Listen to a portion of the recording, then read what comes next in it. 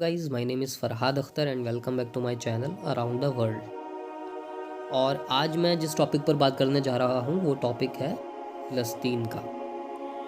फ़लस्तीन यानी कि आज से 3000 साल पहले से ही इस सिटी को कब्ज़ा करने की लड़ाई चल रही है।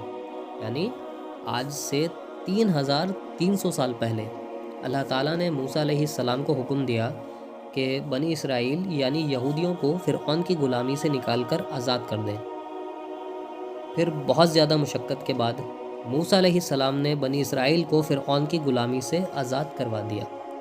और फिर आज़ाद करवाने के बाद मूसा अलैहिस्सलाम बनी इसराइल यानी यहूदियों को लेकर फ़लस्तीन के पास पहुँचे। और फिर मूसा अलैहिस्सलाम ने कहा कि इस शहर पर हमला करो। तो ये सुनने के बाद बनी इसराइल यानी यहूदियों ने कहा मूसा अलैहिस्सलाम से कि आप और आपका खुदा जाकर लड़े। तो जिसके बिना पर अल्लाह ताला ने इन यहूदियों को 40 साल एक डिज़र्ट पर रहने की सज़ा दी। और फिर उसके बाद वहाँ मूसा अलैहिस्सलाम पर तौरात नाजिल हुई।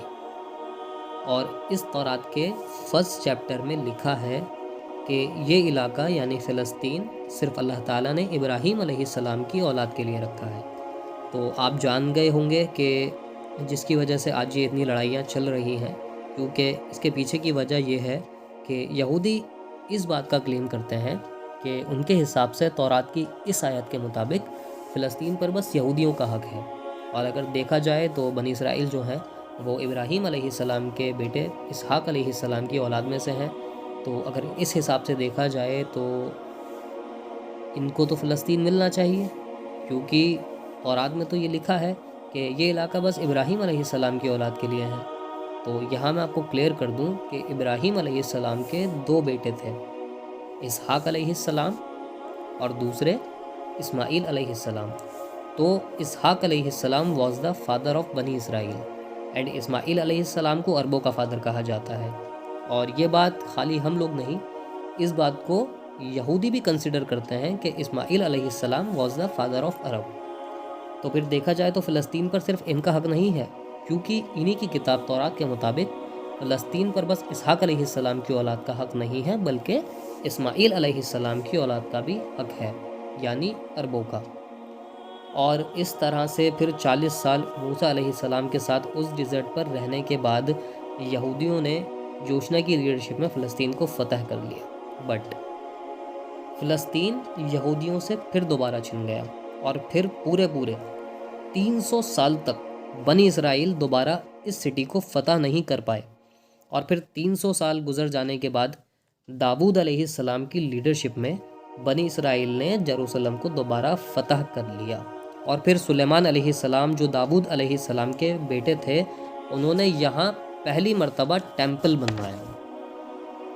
और फिर इस तरह सुलेमान अलैहिस्सलाम के बाद 400 साल यहूदियों ने फ़लस्तीन पर हुकूमत की। लेकिन 400 साल हुकूमत करने के बाद उनका सामना हुआ बेबीलोन, इराक, जो कि एक बहुत ही ज़्यादा ताकतवर एम्पायर बन चुकी थी। और उसका जो बादशाह था उसका नाम था बख्त नसर। उसने अपने एम्पायर को और ज़्यादा फैलाने के लिए फ़लस्तीन पर हमला कर दिया और उस सिटी को तबाह और बर्बाद कर दिया। और बहुत बड़ी तादाद में यहूदियों को कत्ल भी किया। और जो यहूदी ज़िंदा बचे उन सभी को गुलाम बनाकर अपने साथ ले गया। और फिर यहूदी 70 साल इराकियों की ग़ुलामी में रहे। 70 साल गुजर जाने के बाद आखिरकार फिर उनको दोबारा आज़ादी मिली। किससे? ईरान का एक बादशाह साइरस द ग्रेट ने हमला कर दिया और इराक की हुकूमत को हरा कर उसको फ़तह कर लिया।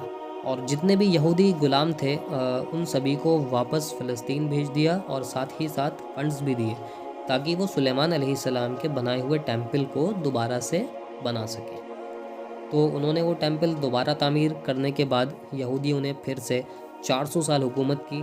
और 400 साल हुकूमत करने के बाद जो इनका सामना हुआ वो था द ग्रेट रोमन एम्पायर, जिन्होंने सारे यहूदियों को 600 साल के लिए बाहर कर दिया और उन पर इस कदर जुल्म किया कि आज तक इतना जुल्म किसी ने नहीं किया। यहूदियों ने रोमन एम्पायर से लड़ने की बहुत कोशिश की, लेकिन नहीं लड़ पाए। रोमन एम्पायर ने हज़ारों यहूदियों को कत्ल किया। यहूदियों की उस टाइम हालत इतनी बुरी हो गई थी کہ وہ غاروں میں چھپ کے رہنے لگے تھے تاکہ پکڑے جانے کے بعد قتل نہ کر دیے جائے، اور رومن امپائر نے سب کچھ تباہ کر دیا۔ یعنی کہ سلیمان علیہ السلام نے جو ٹیمپل بنایا تھا وہ بھی تباہ کر دیا، جس کو بنانے کے لیے یہ آج بھی بیت المقدس کے پیچھے لگے ہوئے ہیں، یعنی کہ ان کا تھرڈ ٹیمپل۔ 600 سال حکومت کرنے کے بعد، یعنی کہ 600 سال حکومت کرنے کے بعد رومن امپائر نے ایک غلطی کر دی۔ وہ غلطی کیا تھی؟ انہوں نے عرب میں تیزی سے بڑھتے ہوئے اسلام پر حملہ کر دیا، یعنی کہ تیزی سے بڑھتے ہوئے اسلام پر حملہ کرنے کی کوشش کی، اور پھر خلافت اتنی تیزی سے بڑھی کہ بس چند کچھ سالوں میں انہوں نے دونوں امپائر کو فتح کر لیا۔ دونوں امپائر کون سے؟ یعنی کہ ایک رومن امپائر اور ایک پرشین امپائر۔ اور وہ خلافت تھی کس کی؟ وہ خلافت تھی حضرت عمر رضی اللہ تعالیٰ عنہ کی۔ 22 لاکھ مربع میل پر خلافت، یعنی کہ دنیا کی سب سے بڑی خلافت۔